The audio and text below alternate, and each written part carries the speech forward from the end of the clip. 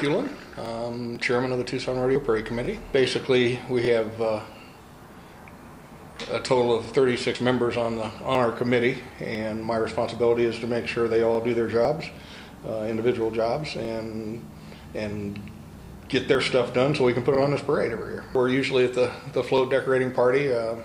You normally start that the day before, about 1 o'clock in the afternoon, and all the participants that are using our equipment, as far as parade committee equipment, come out and decorate their floats, and we all try to interact with them and see what they're doing, and that they're staying within our Western theme, hopefully, as best they can.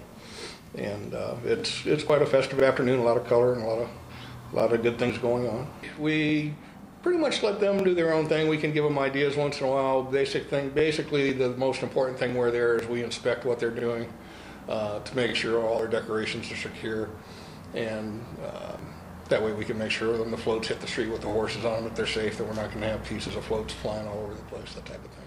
Probably around 5 o'clock in the morning they'll start hooking up teams, and they'll bring all the teams in. We'll actually get them harnessed up and hook them to the wagons, and we actually put them out in our warm-up area to make sure the equipment and the horses are working the way they should. So we try to prevent any of the accidents we can by making sure we do everything we can up front to make sure it's safe. This is my first year as chairman of two, and I've always worked the parade route as operations, and it's a whole different thing. You really don't have time to interact with the crowd or anything like that. This year, when you're riding down the street and you're interacting with the crowd, and they're thrilled when you make eye contact with them, and they say, "Wow, he looked at me," and it's really a neat feeling.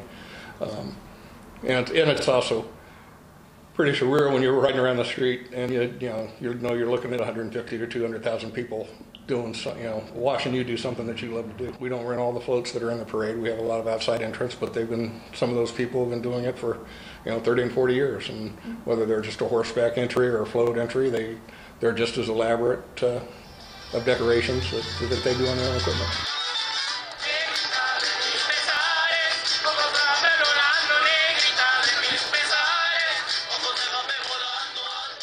We have 2 or 3 barns around the rodeo grounds that we use for storage, and we'll move those floats after they're done on the parade to whatever particular barn they need to get to for storage. We have marshals that are on foot, and we have them stationed around the parade routes in key areas. A lot of good marshals, a lot of good cowboys that know how to deal with horses and deal with runaways and deal with that kind of stuff. Well, the Tucson Tribute was an idea, obviously, that came about. We normally reserve that tribute for our own members that pass away.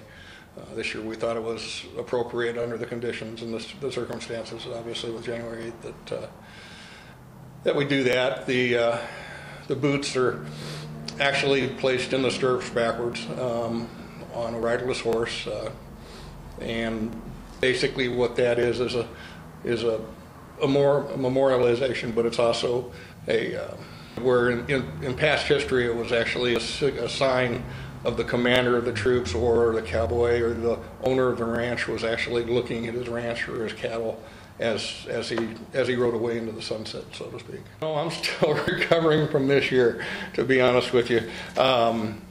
We're looking to keep our heritage up, keep the tradition going.